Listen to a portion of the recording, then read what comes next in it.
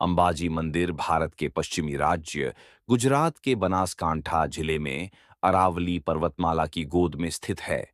ये मंदिर भारत के 51 शक्तिपीठों में से एक माना जाता है, जहां माता सती का हृदय गिरा था।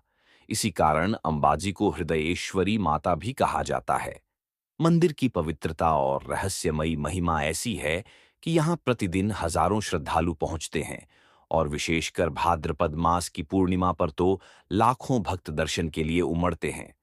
अंबाजी मंदिर का सबसे बड़ा रहस्य यह है कि यहाँ माता की कोई मूर्ति नहीं है।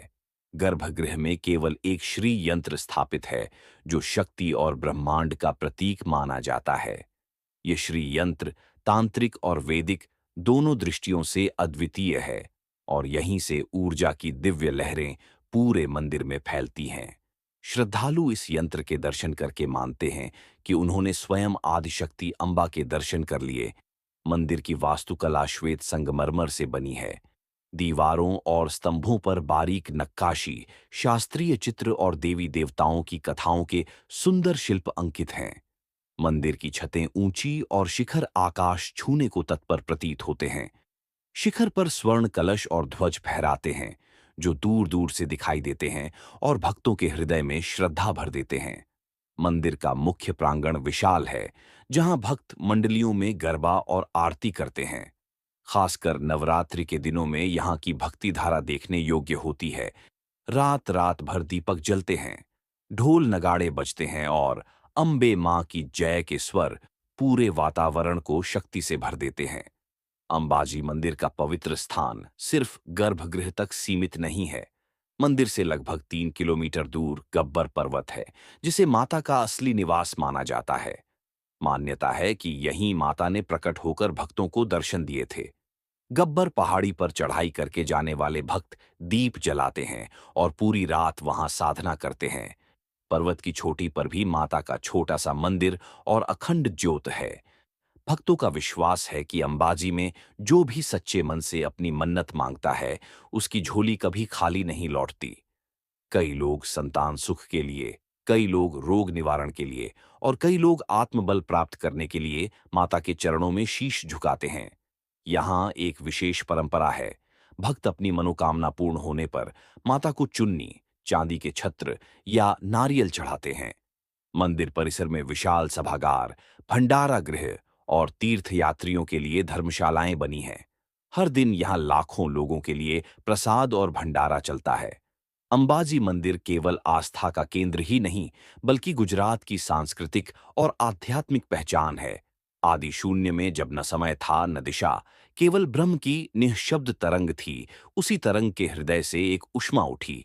वह उष्मा ही आदिशक्ति बनी, जो रचती भी है, पोषती भी है और संहार भी करती है।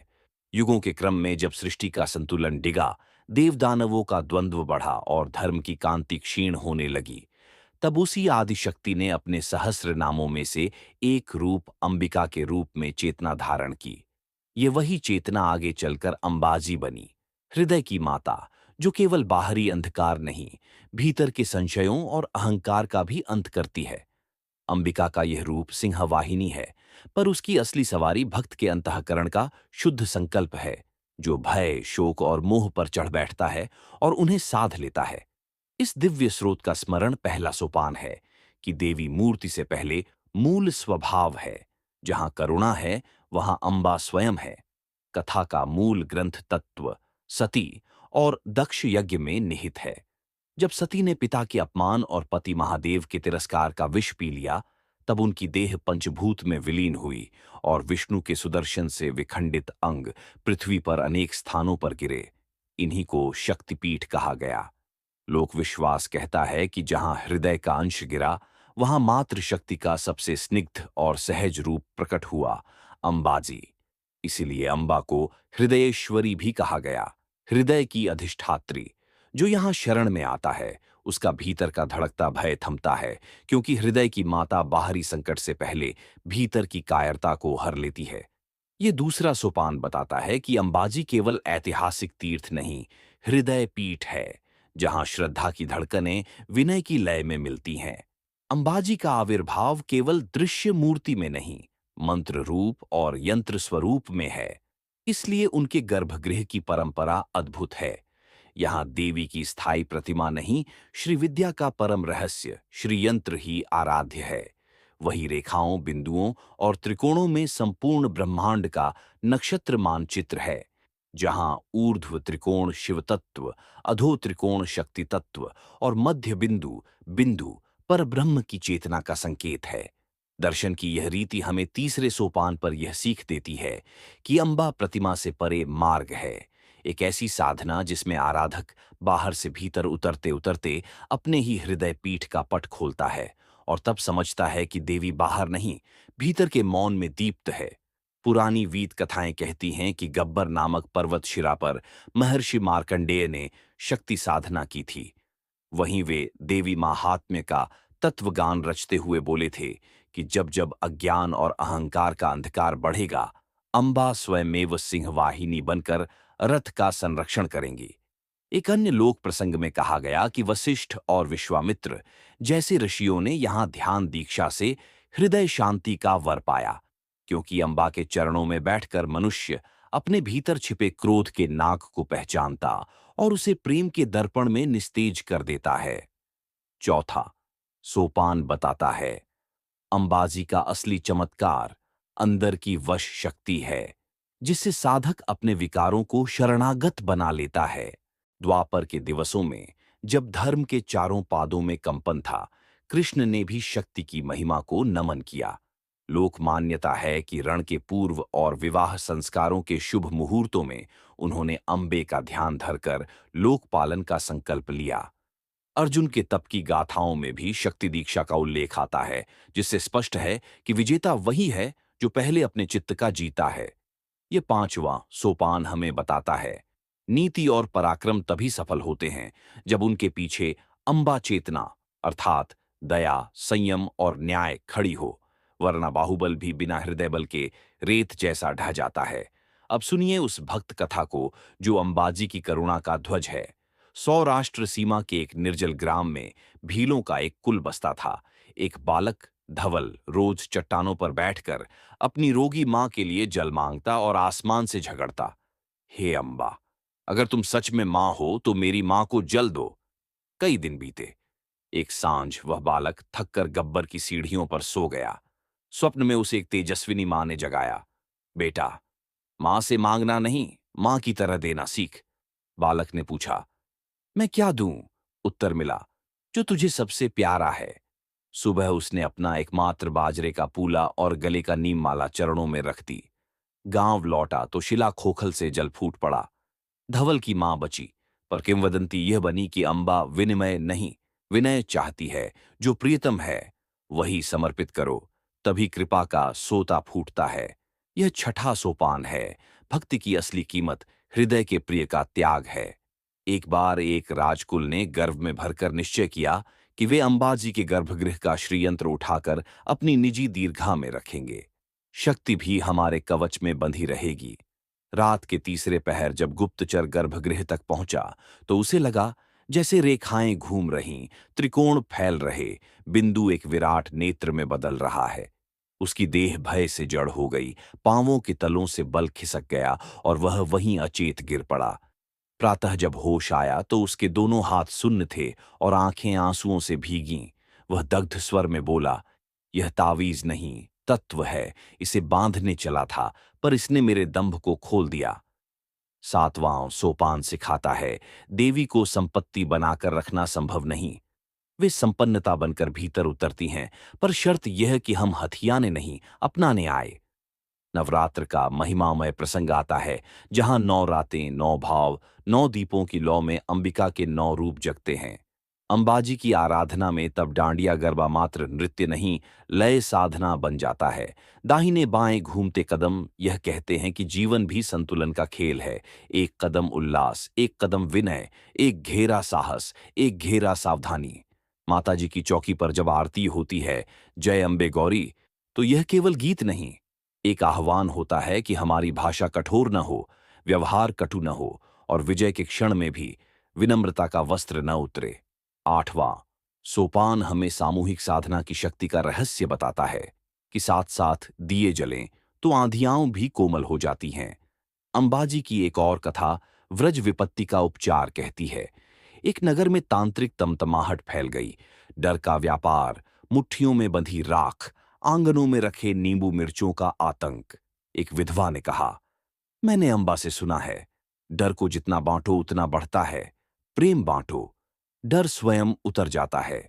उसने अपने घर के द्वार पर रोज दीप और गुड़ चने रखकर राहगीरों को बैठाना शुरू किया। कुछ ही दिनों में गलियों की भंगिमा बदल गई।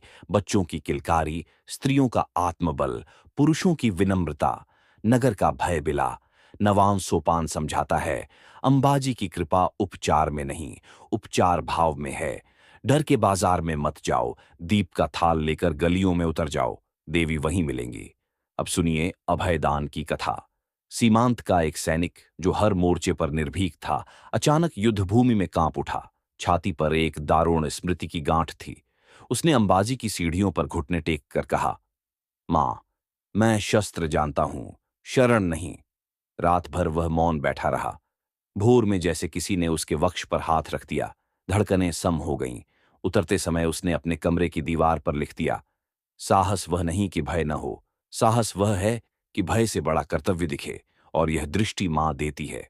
10वां सोपान कहता है, अंबाजी की आराधना भय शून्यता नहीं देती, वह भय से पार देखने की बुद्धि देती है, जिससे रण हो या जीवन, कदम थरथराते नहीं। हृदय पीठ की परंपरा का एक सूक्ष्म नियम है, याचना से पहले यज्ञ, और यज्ञ का अर्थ केवल आहुति नहीं, अहम की आहुति। जो अपनी जिद, क्रोध, ईर्ष्या और अनावश्यक तुलना का दावानल बुझाकर आता है, वही अंबा के श्रीयंत्र में अपना बिंदु पा लेता है। वही नवरात्र के उपवास में केवल अन्न नहीं, अनर्थ छोड़ता है। वही भड़कते समय झपकर पिघल जाता है। अंबे भवानी, मुझे अपने जैसा कोमल बना।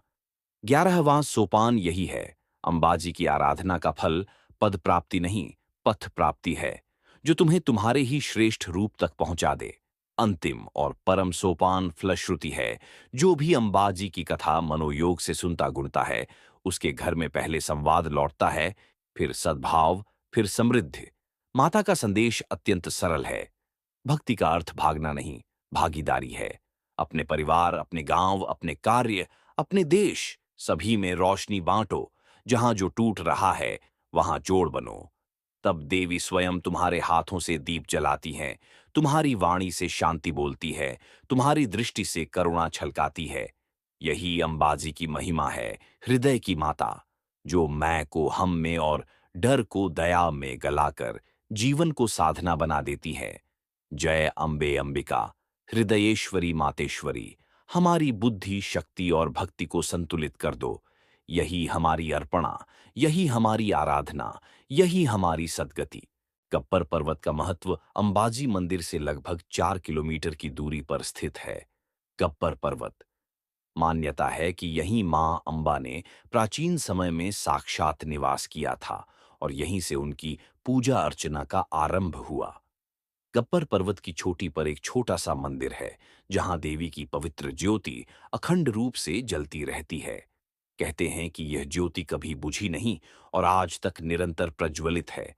यह ज्योति मां अंबा की नित्य उपस्थिति का प्रतीक मानी जाती है।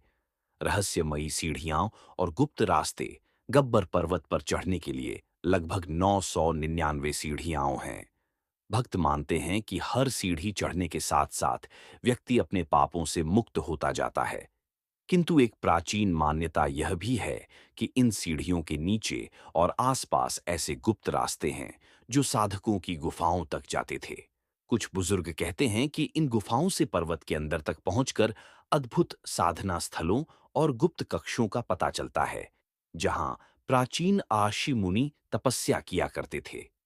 दिव्य ज्योति रहस्य गब्बर पर्वत की सबसे अद्भुत बात है, वहां जलने वाली अखंड ज्योति।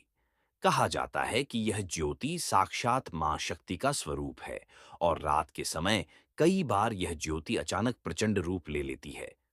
भक्तों का विश्वास है कि उस समय मां स्वयं वहां उपस्थित होती हैं। कई श्रद्धालु दावा करते हैं कि उन्हें इस पर्वत पर मां की साक्षात झलक मिली है। अर्जुन और गब्बर पर्वत, महाभारत की कथा के अनुसार अर्जुन ने गब्बर पर्वत पर कठोर तप किया था। उनकी तपस्या से प्रसन्न होकर मां अंबा ने उन्हें पाशुपतास्त्र प्रदान किया। ऐसा कहा जाता है कि आज भी पर्वत की कुछ गुफाओं में अर्जुन की साधना का तेज महसूस किया जा सकता है। स्थानीय लोग मानते हैं कि पर्वत पर ध्यान करने से मनुष्य को अद्भुत शक्ति और साहस की प्राप्ति होती है। रहस्यमयी ध्वनियां और चमत्कार। गब्बर पर्वत पर कई बार अजीब सी अनसुनी ध्वनियां सुनाई देती हैं, जैसे शंखनाद या मंत्रोच्चार। कहा जाता है कि यह ध्वनियां अदृश्य साधकों और देव शक्तियों की होती हैं। पर्वत पर रात को अक्सर दिव्य प्रकाश या अज्ञात परछाइयां देखी गई हैं। स्थानीय लोग इसे मां अंबा की उपस्थिति का संकेत मानते हैं। भादरवी मेले में गब्बर पर्वत की भूमिका। भादरवी मेले के समय लाखों श्रद्धालु गब्बर पर्वत की यात्रा करते हैं। मान्यता है कि इस दौरान मां की शक्ति पूरे पर्वत पर व्याप्त हो जाती है। भक्त जब चढ़ाई पूरी करके शिखर तक पहुंचते हैं तो उन्हें अपार शांति और ऊर्जा का अनुभव होता है। लोग मानते हैं कि गब्बर पर्वत की यह यात्रा जीवन के सारे संकट हर लेती है। अंबाजी मंदिर सिर्फ पत्थरों की इमारत नहीं, बल्कि शक्ति, श्रद्धा और साधना का जीवंत केंद्र है। यहाँ जाकर हर कोई यह अनुभव करता है कि जैसे माँ स्वयं उसके सामने खड़ी होकर उसे आशीर्वाद